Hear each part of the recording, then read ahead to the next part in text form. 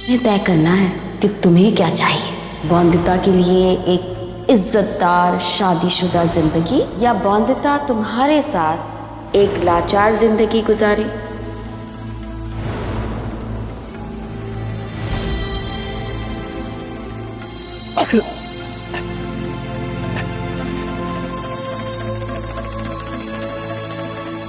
सखा बाबू,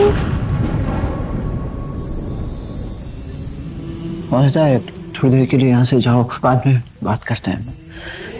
जाओ, मैंने कहा ना जाओ। होता क्यों सखा बाबू? इसीलिए ना, क्योंकि आप ये मेरे सामने नहीं कर सकते। तो क्यों कर रहे हैं ये सब आप सखा बाबू? आप ही तो कहते हैं ना कि जो काम आपको छिपकर करना पड़े कभी सही नहीं होता। सही और गलत के भंवर में तो फंसा हूं बहुत। लाख कोशिशें कर ली पर बाहर ही नहीं आता है। मैंने क्या चाहा था? एक ही चीज तो चाहिए थी ना बॉन्दिता, एक ही सपना था मेरे जीवन का, एक ही लक्ष्य था, तुम्हें बैरिस्टर बाबू बनाना। यही तो सपना था ना मेरा, और मैंने उसमें भी बीच रास्ते में कदम मोड़ लिए। गलत किया मैंने, गलत किया। पर बॉन्दिता, मैं तुम्हें लाचार होते हुए तो नहीं देख सकता था ना बॉन्दिता।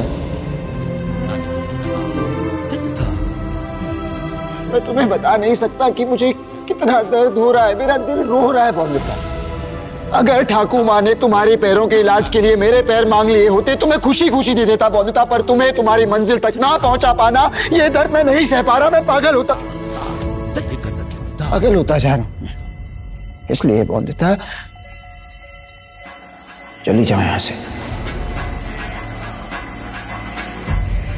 गलत है तो मुझे गलती करने दो, बेहोश होने दो मुझे, क्योंकि अगर मैं होश में रहा ना बॉन्दिता तो न जाने क्या हो जाए। गुस्सा आ रहा है, बुरा लग रहा है, सब कुछ एक साथ हो रहा है बॉन्दिता। इसीलिए कह रहा हूं बॉन्दिता, चली जाओ यहाँ से, इससे पहले कि पूरी दुनिया में आग लग जाए मेरे। चली जाओ यहाँ से, आओ ना बॉन्दिता, प्लीज प्लीज बॉन्दिता जाओ, मुझे होश में नहीं रहना है। मुझे सिख कायर को हार गया मैं बॉन्दिता, हार गया। जाओ प्लीज।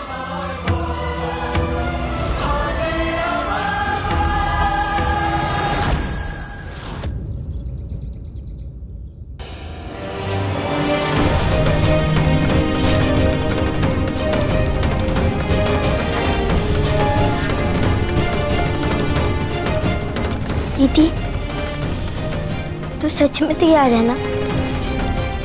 हाँ।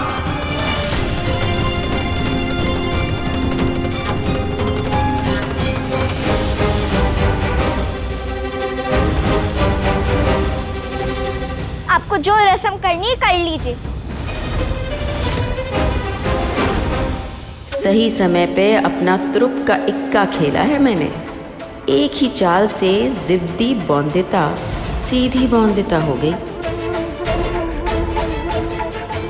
रिमझिम, चल रस्म शुरू कर। जी जी।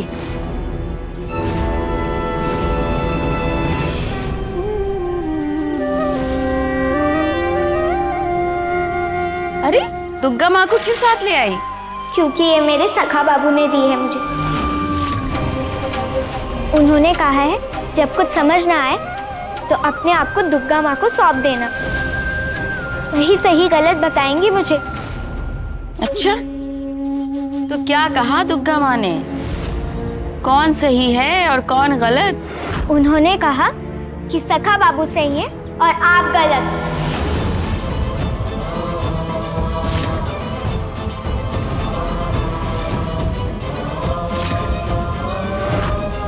वो जरूर वापस आएंगे और मुझे यहाँ से बचा के लेके जाएंगे। और तुझे किससे बचाने आएगा वो जमींदार? आपसे, इस बाल विवाह से। हमसे? तू भूल रही है बॉन्दिता, हम सभी तो तेरा परिवार है। हम तो तुझे छोड़कर नहीं भागे। भागा कौन? वो कायर जमींदार।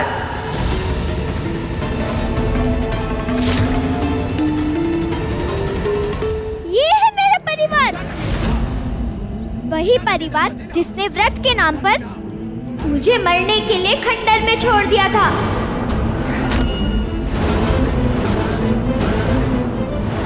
वो परिवार जिसे अब भी एहसास नहीं है कि मैं जिंदा खड़ी नहीं होती यहाँ, अगर सखा बाबू वहाँ नहीं आए होते।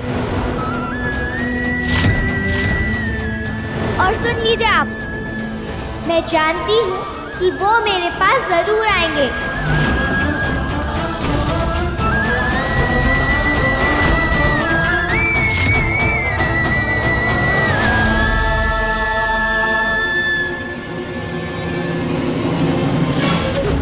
घर पर ताला देख लिया, टेलीफोन पर बात कर ली, चिट्ठी तक पढ़ ली, फिर भी तू हमें गलत मान रही है। चोट तेरे पैर पे लगी है या दिमाग में? पागल हो गई है क्या? नहीं, पागल नहीं हुई हूँ, बल्कि समझ आ गई है मुझ में ठाकुर माँ। इसीलिए आपसे समझना चाहती हूँ कि चिट्ठी में सखा बाबू ने मुझे क्या लिखा है। क्या आपको कैसे पता ठाकुर माँ?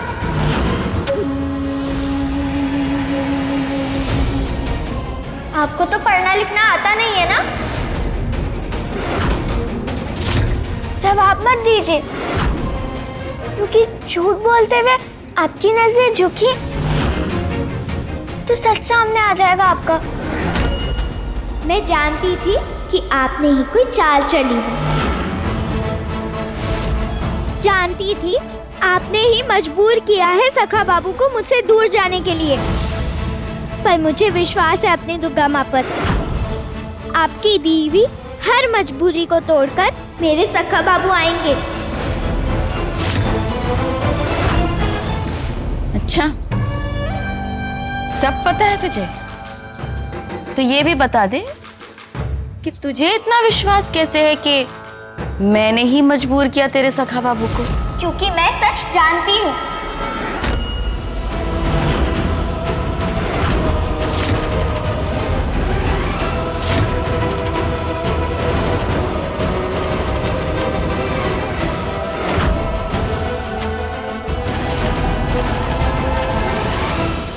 अरे बेटा, आप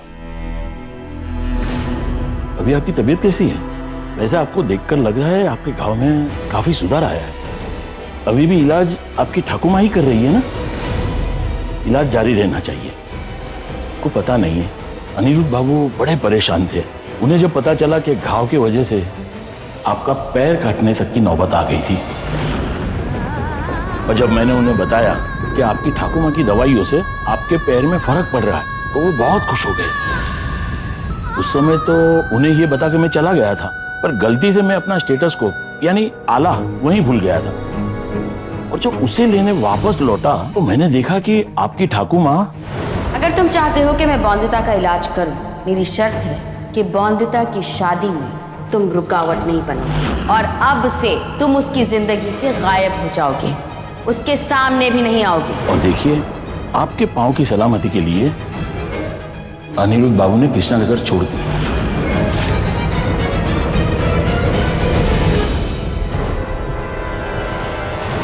आप जानती थी कि सखा बाबू मेरे पैर को बचाने के लिए कुछ भी कर सकते हैं, और इसी बात से आपने मजबूर किया उन्हें।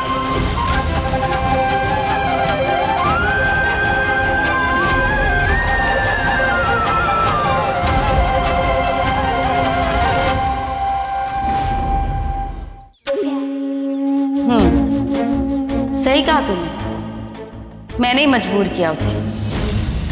पर तूने भी तो मुझे मजबूर किया था तेरे सखा बाबू को जेल से छुड़वाने के लिए। तूने भी तो दवा लेने के बदले मुझसे अपना काम करवाया, वो गलत नहीं है? अब दवा नहीं लगाऊंगी, दवा नहीं लगाऊंगी, ये रट मत लगाना। नहीं ठाकुर माँ, अब मैं कोई जिद नहीं करूंगी। इसलिए नहीं क्योंकि आप कह रही हैं, बल्कि इसलिए क्योंकि सखा बाबू ने चिट्ठी में लिखा था कि मैं हर बात मानूं आपकी। इसलिए सिर्फ उनकी वजह से आज मैं यहाँ आपके सामने ऐसे सज धज के खड़ी हूँ इस रस्म के लिए। तो खुश मत होइए, ये सोचिए ठाकुर माँ, जो सखा बाबू मेरे पैर का घाव नहीं देख सके, वो सखा बाबू मेरी जिंदगी को बर्बाद होते हुए देख पाएंगे। इसीलिए मैंने कहा आपसे कि मुझे विश्वास है कि इस बाल विवाह से मुझे बचाने जरूर आएंगे मेरे सखा बाबू। अब कभी वापस नहीं आएगा अनिरुद्ध रॉय चौधरी। नहीं, वो आएंगे। मेरे काका ससुर जी ने भक्त प्रहलाद की कहानी सुनाई थी। उनके पिता हिरण्यकश्यप ने भी प्रहलाद की भगवान विष्णु की भक्ति करने पर प्रश्न उठाए थे। उन पे दबाव डाला कि भक्त प्रहलाद मान जाएं कि भगवान विष्णु नहीं है, और जब भक्त प्रहलाद नहीं माने तो अपनी बात मनवाने के लिए उन्होंने भक्त प्रहलाद को आग में डाल दिया था, ये कहकर कि अगर तेरे भगवान विष्णु हैं तो वो आकर बचा लेंगे तुझे। और वही हुआ, भक्त प्रहलाद का विश्वास जीता। हिरण्यकश्यप की जिद हारी, विष्णु भगवान नरसिम्हा के अवतार में आए और भक्त प्रहलाद को और उसके विश्वास को बचाया। वैसे ही मेरे सखा बाबू आएंगे आपकी जिद को हराने और मेरे विश्वास को जिताने।